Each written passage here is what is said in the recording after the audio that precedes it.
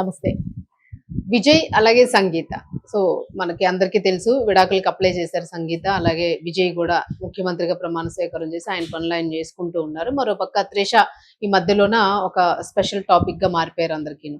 ఇప్పుడు చూసుకుంటే సంగీత విడాకుల్ని రిటర్న్ తీసుకున్నారు. అవసరం లేదు నాకు విడాకులు అని చెప్పేసేసి. అంటే అసలు విజయ్‌తో కలిసి ఉంటారా? మరి ఒకవేళ అలా జరిగితే త్రిష పరిస్థితి ఏంటి? ఇలాంటి క్వెషన్స్ అన్నీ కూడా సోషల్ మీడియాలో రైజ్ అవుతూ ఉన్నాయి. అసలు ఏంటి టాపిక్ అనేది మనం ఒకసారి డిస్కస్ చేద్దాం. మనతో పాటు సీనియర్ జర్నలిస్ట్ దాము బాలాజీ గారు ఉన్నారు. సార్ నమస్తే సార్. సార్ రకరకాల కాంట్రవర్సీస్ చూసాం. విజయ్ లైఫ్ లోనే ఒకే టైంలోనే అన్ని టక్టగా జరిగిపోయినాయి మొత్తం. సో విడాకులకి అప్లై చేయడం, మళ్ళీ రిటర్న్ తీసుకోవడం, రివర్స్ తీసుకోవడం, త్రిష వచ్చిందని అనుకోవడం, ఆమె పని ఆమె చేసుకోవడం. సో ఇప్పుడు ఎలాంటి కండిషన్ లో ఉంది విజయ్ లైఫ్ అని అనుకోవచ్చు మనం? యాక్చువల్ గా విజయ్ త్రిష ఓపెన్ గానే తిరుగుతున్నారు. అఫీషియల్ గా డిక్లేర్ చేయలేదు కానీ వాళ్ళిద్దరూ ఒక రకంగా జంట లాగానే అన్ని చోట్లకి వెళ్తున్నారు. ఒక రకంగా ఏంటంటే డిక్లేర్ చేశారు. ఇక్కడ ఎలాగైతే మన నరేష్, పవిత్ర వీళ్ళంటే ఓపెన్ గా డిక్లరేషన్ అనుకోండి, కానీ అక్కడ డిక్లేర్ చేయలేదు. అఫీషియల్ గా నేను విజయ్ ఒకటని వాళ్ళు అనలేదు, కానీ ఇండైరెక్ట్ గా డిక్లేర్ చేసినట్టే. వాళ్ళిద్దరే కలిసి రావడం, వాళ్ళిద్దరే తిరగడం ఇవన్నీ జరుగుతుంది. అయితే ఇప్పుడు సడన్ గా మళ్ళొక ట్విస్ట్ జరిగింది. అదేంటంటే ఆయన భార్య సంగీత చెంగల్పట్టు కోర్టులో, జిల్లా కోర్టులో ఫిబ్రవరి 22 ఈ ఇయర్ ఫిబ్రవరి 22 ఎలక్షన్ల ముందు ఆమె విడాకుల పిటిషన్ వేసింది. అందులో ఆమె ప్రధానంగా ఏంటంటే రెండు విషయాలు, టూ గ్రౌండ్స్. ఆ గ్రౌండ్స్ ఏంటంటే ఒకటి ఇన్ఫిడిలిటీ, రెండు క్రూయల్టీ. ఇన్ఫిడిలిటీ అంటే వేరే అఫైర్ పెట్టుకున్నాడు అని 2021 నుంచి ఒక యాక్ట్రెస్తో, ఆమె పేరు రాయలేదు, ఒక యాక్ట్రెస్తో అఫైర్ పెట్టుకుని పబ్లిక్గానే వాళ్ళు తిరుగుతున్నారు, అబ్రాడ్ విదేశాలకి కలిసి వెళ్తున్నారు, ఫంక్షన్లకు కలిసి వెళ్తున్నారు. దీనివల్ల నాకు హ్యూమిలియేషన్, నా మీద క్రూయల్గా అతను బిహేవ్ చేస్తున్నాడు. అలాగే నీలంకరై అనే వాళ్ళ ఇల్లు ఉంది, నీలంకరైలో ఉండే ఇంట్లోకి కూడా నన్ను రానివ్వలేదు, దూరం పెట్టేశాడు. నాకు ఇవ్వాల్సిన మెయింటెనెన్స్కి డబ్బులు కూడా ఇవ్వడం ఆపేశాడు. సో నా పట్ల క్రూయల్గా ఉన్నాడు అనేది ఆమె ఈ గ్రౌండ్ మీద స్పెషల్ మ్యారేజెస్ యాక్ట్ 1954 కింద అప్లై చేసింది విడాకులు.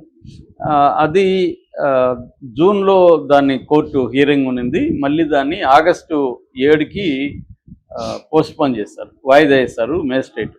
అయితే నిన్న వర్చువల్గా వీడియో కాన్ఫరెన్స్లో అటెండ్ అయ్యి విత్డ్రాయల్ పిటిషన్ వేస్తున్నానని చెప్పింది. అంటే నేను విడాకుల పిటిషన్ విత్డ్రా చేసుకున్నాను. అది చూసి జడ్జి విత్డ్రాయల్ చేసుకున్నప్పుడు దాన్ని డిస్పోజ్ చేసేస్తాడు because of withdrawal of the petition. So అంటే ఆమె విడాకుల్ని విత్డ్రా చేసుకుంది.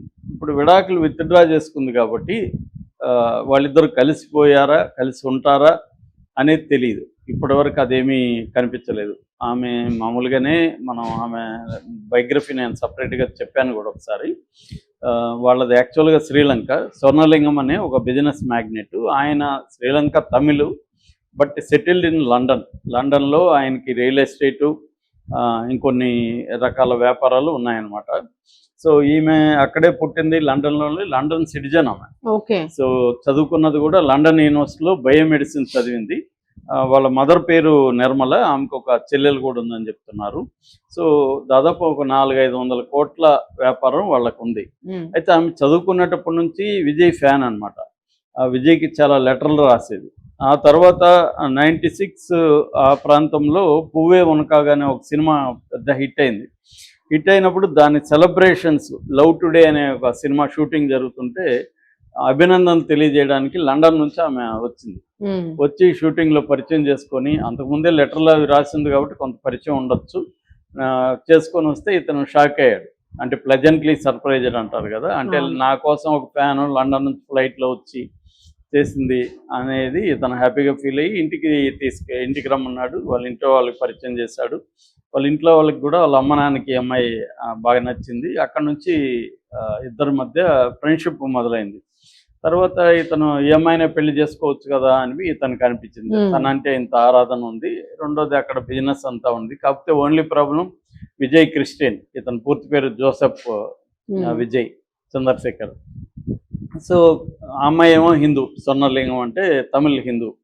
సో మరి హిందూ అంటే వాళ్ళ ఇంట్లో కూడా ఒప్పుకున్నారు ఓవరాల్గా. సో వీళ్ళు జూలై 10న యూకేలో అంటే ఇంగ్లాండ్లో ముందుగా రిజిస్టర్ చేసుకున్నారు మ్యారేజ్ రిజిస్టర్ మ్యారేజ్ చేసేసుకున్నారు. దాని తర్వాత ఆగస్టు 25న తమిళనాడులో చెన్నైలో రాజయ్య ముత్తయ్య హాల్లో పెళ్లి చేసుకున్నారు ఇరు సంప్రదాయాల ప్రకారం. అలాగా వీళ్ళు 99లో పెళ్ళయింది. దాని తర్వాత కొడుకు కూతురు పుట్టారు. జేసన్ సంజయ్ కొడుకు 25 ఏళ్ళు, దివ్య షాహి అమ్మాయి 20 ఏళ్ళు, 5 ఏళ్ళు గ్యాప్ ఉంది వాళ్ళిద్దరికి. సో పెళ్ళయి దాదాపు 99లో పెళ్ళయిందంటే 27 సంవత్సరాలు అయింది ఇప్పటికీ. సో ఈ 27 అంటే ఆల్రెడీ ఒక 5 ఏళ్ళుగా వీళ్ళు దూరంగా ఉంటున్నారు, 21 నుంచి దూరంగా ఉంటున్నారు. సో ఆమెకి అర్థమైపోయింది ఇంకా విజయ్ నన్ను తీసుకోడు, ఆల్రెడీ అతను అమ్మాయి లెవెల్లో పడ్డాడు అనేది అర్థమైపోయి ఉండడం ఎందుకు అనేది ఆమె డిసైడ్ అయింది.